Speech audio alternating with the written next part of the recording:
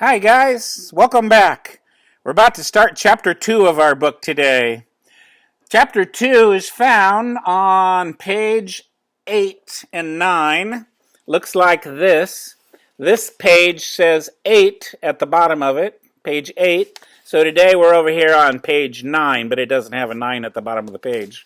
This says chapter 2, and this chapter is called Poppy Remembers. A stinging sensation on her nose woke up Poppy. She touched a paw to the sore spot and she winced. Then she looked about in the dark and shook her head with confusion. Where was she? She was under a piece of rotted wood. Where was the wood? It was on Bannock Hill. What was she doing there? She had come with her boyfriend, Ragweed. Where was Ragweed? No sooner did Poppy ask herself that than the full horror of what had just occurred rushed upon her. Ragweed was now dead. Eaten, probably. Poppy closed her eyes. The sheer ghastliness of the thought made it hard for her to breathe. Then, recalling how close she had come to the same fate, she checked herself for other injuries. Though her plump, round belly was white, the rest of her fur was orange-brown. She had large ears and dark, almost round eyes, full whiskers, tiny nose, pink toes and tail. Even for a deer mouse, Poppy was rather dainty. Upon examination, everything, except her nose, seemed to be okay. She stole a look out from under the bark and considered her situation. Here she was on Bannock Hill, all alone, and up there without permission. Oh, how she wished she was home. From her earliest days, just a few moons ago, her parents had been teaching their litter about Mr. Oacax. She recalled how they had lined up all 12 of them to give them instruction. Mr. Oacax has been around for ages, her father Lungwort had lectured to them in his sternest voice. He was a rather stout fellow, with elegantly curled whiskers and slightly protruding front teeth. His crowning glory was an ivory thimble that he had found, and which ever since he had worn as a cap. A thimble is what Grandma puts on her finger when she is sewing. It kind of looks like a little upside-down cup, and it has little pimples in it, and it's for poking needles through cloth. But Lungwort uses it as a hat. Mr. Oacax has been here longer than any mouse's living memory, Lungwort continued. The territory around Dimwood belongs to him. Mr. Oacax is king. And he protects us, said Sweet Cicely, Lungwort's wife and Poppy's mother. That's the most important thing. Sweet Cicely was a small creature even for a deer mouse, with soft pale eyes and a nervous habit of flicking at her ears with her paws as if they were dusty. He protects us? Protects us from what? Poppy remembered Ragweed asking.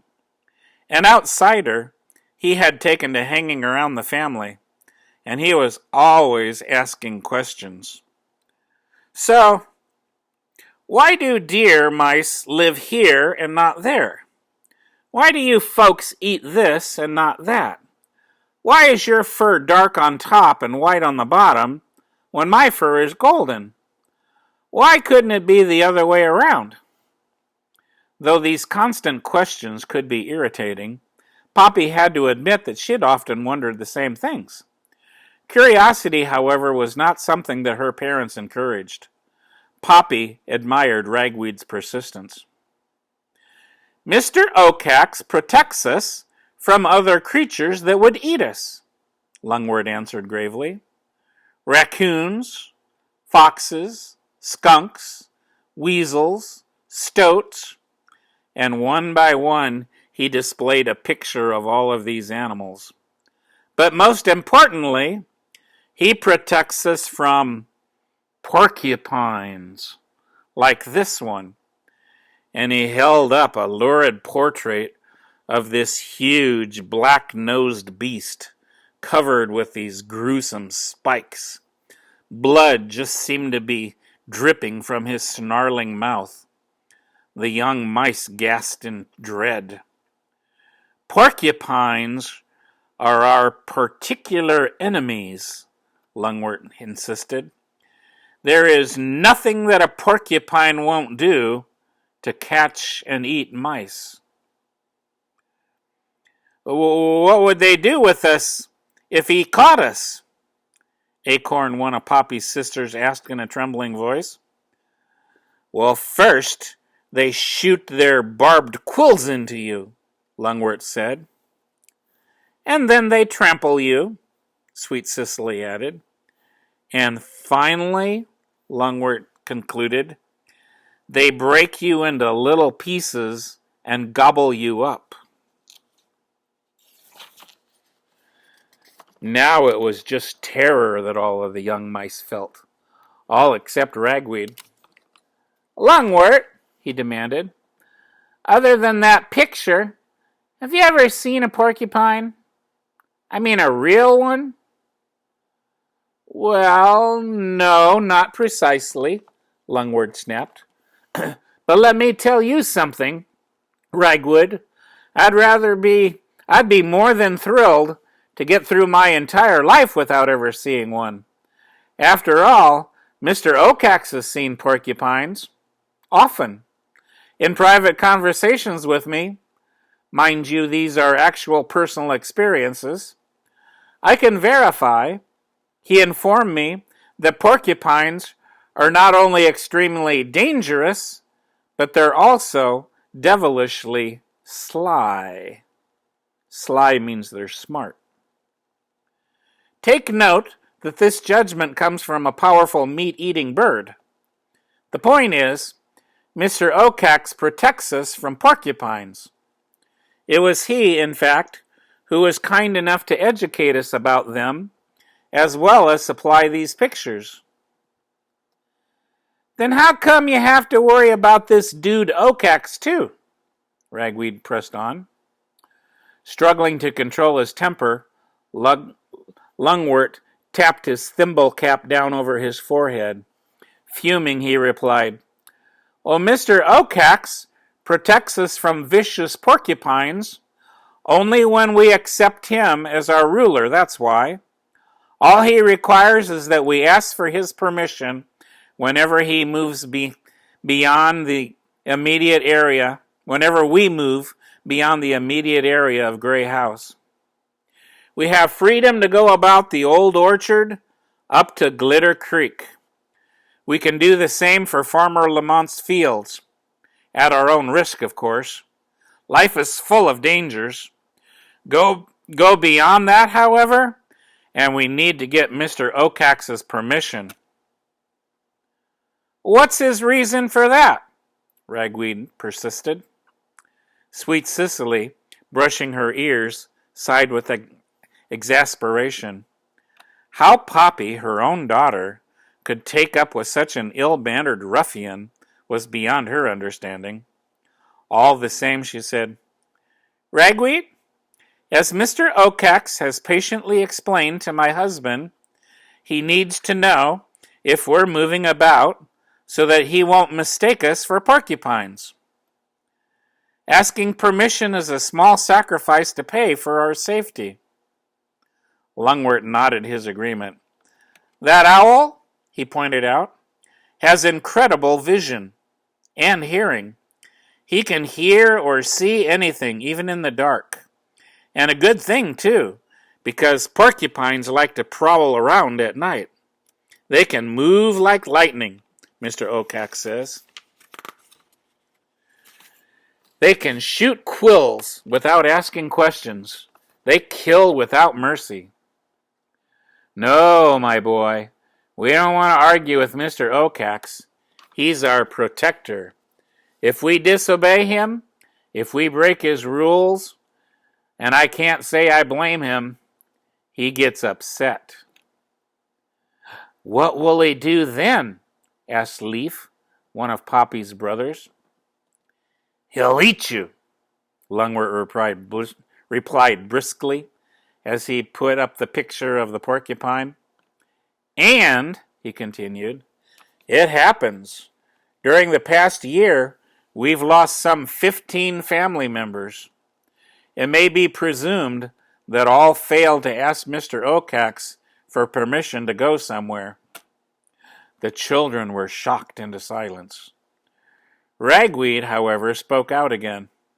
Hey, Pops, didn't I just hear you say that these porcupines are huge? Yes, you saw the picture, Lungwort responded. And don't call me Pops. So, them porcupines are bigger than us, right? Oh, yes, a lot bigger, Sweet Cicely said, emphasizing the word lot.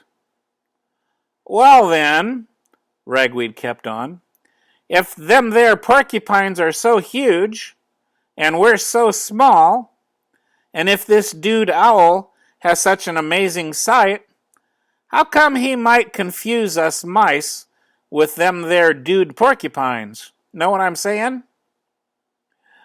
An indignant Sweet Cicely looked to her husband. Lungwort sputtered. Ragweed? For your information, proper grammatical usage is those porcupines, not them there porcupines. And while I'm thinking about it, if you intend to court my daughter, I'll thank you to groom your hair properly when you get up in the morning. And as for that earring that you've taken to wearing, I don't like it. Not one bit. This family is committed to keeping up mice values and is opposed to stupid questions. And with that, Lungwort stalked away, his tail whipping about in agitation. On Bannock Hill, Poppy remembered it all. She also remembered it was Ragweed who insisted that they come up the hill, but he absolutely refused to ask for Mr. Okax's permission to do so. Perhaps then, what happened, horrible as it was, had served Ragweed right. Then and there, Poppy vowed she would never leave home again. The difficulty was that at this moment, she was far from home, frightened and all alone. And that's the end of chapter 2 of our book. All right, we're going to stop there. We'll start up again at the beginning of chapter 3, which is found on page 16. See you next time. Bye.